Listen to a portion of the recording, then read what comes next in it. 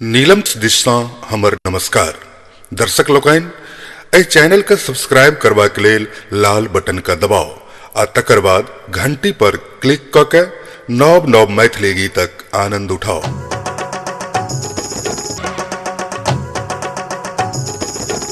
पिया के चिट्ठी एला के तोहर भाग जगला के बुचिया नाचै छम छम बजै छ पायल झनझन भेटल जे चिट्ठी पढ़लौ ध्यान सा अबै छी गाम जनी फुललौ गुमान सा कसमस तन आंगी मसैक गेलै ना पिया डारे पर हे पिया पिया डारे पर घैला भसैक गेलै ना पिया डारे पर घैला भसैक गेलै ना भेटल जे चिट्ठी पढ़लौ ध्यान सा अबै छी गाम जनी फुललौ गुमान सा कसमस तन आंगी मसैक गेलै ना पिया डारे पर हे पिया पिया डारे पर घैला भसैक गेलै ना पिया डारे पर घैला भसैक गेलै ना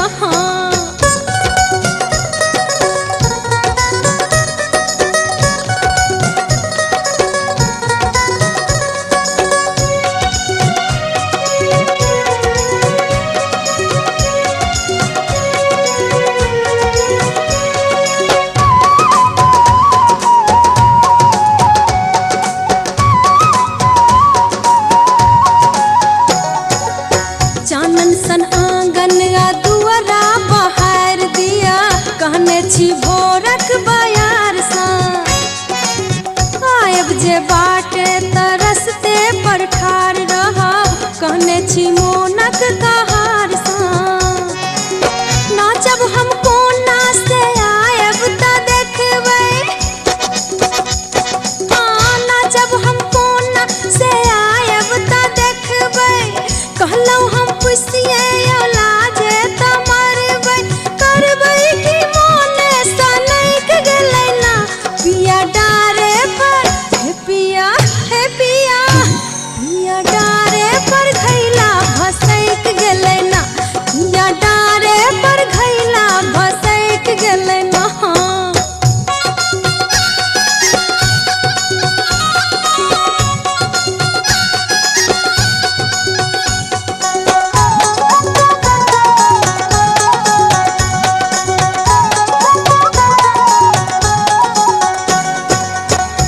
घट भर काया बैत छना गम कै छल गेंदा गुलाब हमरे सिहा का फूल पर भमरा नाचै छल पीका शराब हाय गे दाय देखहिन की हम के लिए हाय गे दाय देखहिन की हम के लिए जाय के छल आंगन दलान चले गेलिए करबै कि डेगे बहैक गेलै ना पिया डारे पर हे पिया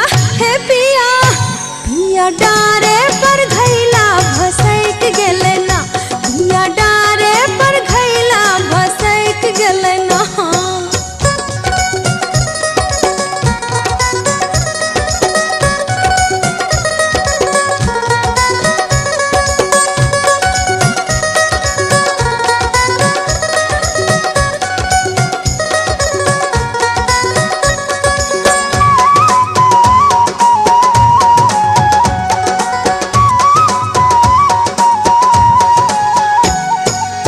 जागल में सपना सन आबि जाऊ प्रीतम